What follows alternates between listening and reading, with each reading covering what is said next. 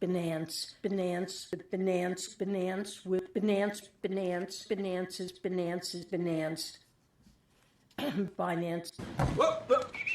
And with that, I'll turn the floor over to Deputy Attorney General Monaco.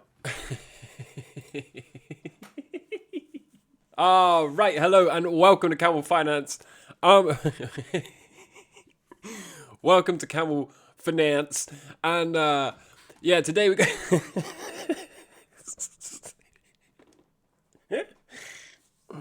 Oh, it's so stupid. Today I've got all kinds of madness for you. Okay, we're gonna go here, there, and everywhere today. I first of all wanted to start with this. Do you have enough Bitcoin? Okay, and as you can see, most people think they do not. Now, this may well be true. This may well be true, but I wanted to put a couple of things into perspective for you based on a conversation I had with someone who is in their late 20s. And I was speaking to this person the other day, and they were quite down. They were saying, "Oh, I haven't got enough money. I'm lagging behind, and I'm looking at these rich traders, and I'm not as rich as them." And I said, "Hang on a minute. Let's put this into context." So, first things first, okay? If you have between 1 and 10 Bitcoin, then you're in the top 2% of wallets. But if you have between 0.1 and 1 Bitcoin, you're in the top 10, okay? The top 10% of wallets if you just hold between 0.1 and 1 Bitcoin. So that is more than achievable for a lot of people, okay? So first of all, you might think you don't have enough Bitcoin relative to a whale, relative to one of these crypto influencers that's constantly shilling exchanges and altcoins who might have gotten in, 10, 15, no, well, not 15, but 10 or 8 years ago. And comparison is the thief of joy, right? But there's a lot of power in being grateful for what you have. So again, just keep this in mind. If you've got 0.1 Bitcoin, you're in the top 10% of wallets. And if you can manage to hold that for a full cycle, and we do indeed get above 6 figures a coin, then you're going to be doing pretty well. And if you're still not convinced, here in the UK, okay, here's the average savings by age. So take a good look at this, okay? So the average 55-year-old can only just afford to buy a Bitcoin. And if you're 54 or below in the UK, then you can't really afford to buy a Bitcoin, right? So again, I know there's a bunch of you sat there probably with more than 1 Bitcoin or half a Bitcoin go, I don't have enough. Well, you can always have more, right? You can always have more. You can always keep working. You can always continue to DCA. But, don't be beating yourself up like my friend was. My friend, like I said, he had plenty of money. He had more than all of this combined. And he was in his late 20s, say 27, 28 years old. And he's going, I'm just lagging. I'm just a failure. And I was like, bro, you need to be less harsh on yourself. Now, in addition, we can carry on with this because this is the average pension pot in the UK. Okay, again, he had more than all of these combined. And he was complaining that he's not a millionaire yet. Things take time. And the quickest and most surefire way to wreck yourself is to try to do it all too fast, okay? Just try to make steady, consistent gains. Just try to be humble and DCA into Bitcoin, right? And learn to take appropriately sized trades, right? With small losses, with properly managed risk. And you will be here for the long term, and you will be surprised how quickly you can level up through these levels. And again, even if you're a 50-year-old with £4,000 worth of savings, if that's in Bitcoin or £4,000 worth of Bitcoin, this is going to 3x this cycle and you're going to catch yourself up. So Bitcoin really is the cheat code. Again, just be grateful for what you have, okay? Don't measure yourself against other high net worth individuals who have gotten into this space in 2010 or 2011. That's only going to make you feel bad about yourself. For my brothers and sisters over the pond, okay, here's the average saving in the US, okay, by comparison. So not greatly different. But I'm assuming this comes from the 401k pension plan. Whatever your pension scheme is over there is far superior to the UK's. So either way, right? Don't beat yourself up. If you're lagging a bit behind, there's still time. Okay, you can still DCA. You can still learn to be a respectful and proper trader. All right. When I say respectful, I mean respect risk. Respectful to your own future, respectful to your own account, okay? Don't go degenerate, don't go max leverage, don't be betting a third of your account on a single trade, right? Be respectful to yourself, and the future you will have much bigger numbers than you could ever really imagine. Try to do it all too quickly though. Try to be turning 18 and being a multi-millionaire from zero by age 19 or 20 is a surefire way to just get frustrated, to beat yourself up and to fail. So think longer term and everything is going to be all right. One of you commented this and said, bro, give us some level 3 videos occasionally so we know what we're missing and join. I'm not really sure how I feel about this, to be honest, because you either watch the channel and you think I know what I'm talking about, or you don't. And I give away so much stuff for free, you really don't need to join. But again, you either think, oh, I want a few extra trade setups, or you don't. I'll give you a couple of examples. A current trade we've got open here is Microsoft. They pretty much all look like this, with the exception of one. I think there's 5 trades. One I just closed for 18% profit. There's about 4 more that look like this, and then there's one that went breakout and sideways for a bit. So is that going to go up or down? Nobody knows. But the rest of the trades, I think it's fair to say, all look more or less like this. So again, is this a flex? No. Is this me saying you need to join it and become a member? No, of course not. And like I said, if you just watch the normal trades, like it's no different to this one, like on Coinbase, is it? It's no different to MicroStrategy or the oil short, right? The oil short's working out. Sometimes trades work, right? And if they don't, well, cut the losers and push the winners. It's, you know, it's not anything super exciting or special, but it does give members that are more new to the space more opportunity to interact with me directly, I guess. So anyway, yeah. You can decide for yourself. You can always try for a month, and if you don't like it, you can cancel it, right? I told you I was going to jump around today, and we're going to continue to do so. Here's Richard Teng taking over the reins of Binance after CZ leaves, okay? So this is the big news. We're going to replace CZ of Binance with Richard Teng. Now, what do we got to say about this, apart from no comment, right? I think Miles nails it here. No comment, and yet another cabinet penetrated. That we penetrate the cabinets. Do you know, since 2000, regulators have fined banks over 7,400 times, totaling $380 billion, about a third of the total crypto market cap today. Either banking is criminal by definition, or the rules are broken all the time.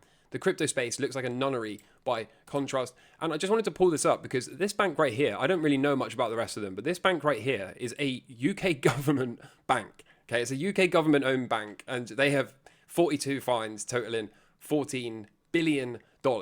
Okay, so people in glass houses should not throw stones, right? As we continue to hop from one topic to another, I found this and I wanted to bring this up. Okay, BlackRock has met with the SEC and revealed more details about its spot Bitcoin ETF.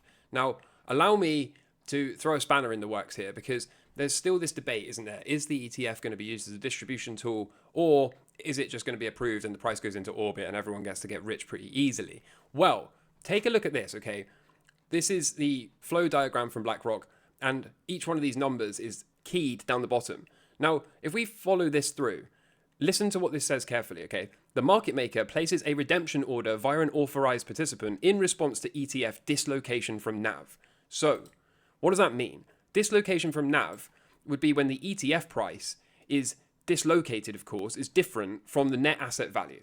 So, one would assume if Bitcoin is currently trading at 30K and this thing is supposed to track Bitcoin, the NAV, the net asset value, would be the amount of Bitcoin that they hold times 30K, right, per Bitcoin. And if the ETF is above this, let's say the ETF is trading at the equivalent of 35K Bitcoin, right? Now we've got a dislocation. The ETF, on one hand, is trading at 35K Bitcoin, whilst the price of Bitcoin is trading at 30K. So now that we've got that out of the way, let's go back and look at this again. The market maker can place a redemption order in response to the ETF dislocation from NAV, like this. So the ETF issuer can then approve the redemption order. The market maker can buy ETF shares, thus putting buy-side pressure on the ETF via a listing exchange like the NASDAQ or whatever. The market maker delivers the ETF shares to a transfer agent, and then the ETF issuer instructs Bitcoin custodian to release Bitcoin to the market maker. Market maker may unwind Bitcoin position. Creating what? If we're unwinding a Bitcoin position, are we not creating downside sell pressure on the Bitcoin, whilst at the same time propping up the price of the ETF? Now, I'm going to be completely honest with you here. I'm not entirely sure this is how it works, okay? This is just simply my interpretation. If I have missed the mark here, please, please, please let me know in the comments. But I don't know how else to interpret this. This seems to be what it is, right? They're saying, according to this at least, if there's a dislocation from the NAV, and of course anyone that knows anything about ETFs know that from time to time they don't really track it perfectly, right? There's always tracking errors, and some are worse than others, okay? You can get an S&P 500 tracker where the S&P does this and the ETF does this, okay? They exist out there, there's plenty of them. So it makes sense that they would have some kind of mechanism in place should the ETF price get way out of balance or dislocated from the price of Bitcoin. But again, I've heard so many people come at me and say, well, there's no way they're going to crash the price. There's no way this could be used as a distribution tool, because they want to mark the price up so that they can return value to the shareholders and they can slice more fees off of the top. And my argument has been the whole time, there's probably still a way to return value to the shareholders while stripping the supply from the market. Now, again, I don't know. I don't know if I'm way off here and this is all BS, right? And what I've said to you is all BS. I don't know. But just from looking at this, okay,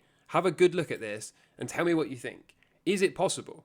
Because I've been saying all along, the ETF marked the top, the futures ETF marked the top in 2017, the Pro shares marked the bottom last year, before that in 2021, another ETF launch marked the top. Is this time going to be different? Maybe, I don't know. But this to me is kind of concerning. And you might be thinking, well, what happens if we do it the other way around? What if the dislocation is the other way? So what if the ETF is trading at 30K and Bitcoin is trading at 35K, right?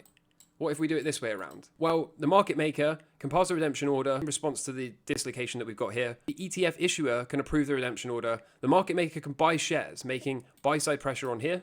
The market maker can deliver the ETF shares to a transfer agent. The ETF can instruct the Bitcoin custodian to release Bitcoin to the market maker, and the MM may unwind the Bitcoin position, meaning this comes down. So perhaps this is all this is, right? Perhaps they've got this model here to equilibrate the dislocation from the NAV. Perhaps it only applies when the price of the ETF is trading below the price of Bitcoin and not the other way around as I first showed you. Perhaps there's a whole nother slide that works the complete contrary to the one I've just shown you. But overall, I think it's safe to say that they are putting things in place that mean we can't rule this out, okay? So again, I don't really know if I'm way off here. I found this, I had a good look, I had a good think about it, and I've told you everything I could come up with. So you tell me what you think. Am I way off here? If I'm wrong, I would love to have someone correct me, because obviously I just want to know the truth, right? I don't care about being right or wrong or any of that. I just want someone to let me know, okay? So if anyone knows, let me know and we'll settle this forever. Bitcoin hit 45K on Bittrex exchange. Is this the future for what we can expect on all other charts? Okay, is this coming soon to a chart near us? I think it might be. Whilst we continue to chop around in this range and wear people out, there is quite a nice Elliott wave count that suggests we might have to do something like this before we can run that 42K level. What I like about this is you can see this would be the 3 of the 4 before the 5, and the 4 lines up right around that neighborhood for a 60-day cycle low for Bitcoin. So I like the idea that we could get one final push, shake out into that 60-day cycle low, and then start the 5. Something else that's very interesting for Bitcoin is the last Bitcoin move was powerful enough to surge us right to the max Ichimoku oscillator limit. And this has precisely ignited every bull run parabola with a top typically in less than a year. Tells us again to keep an open mind about seeing a parabola develop sooner rather than later, just like it did here, here, and here.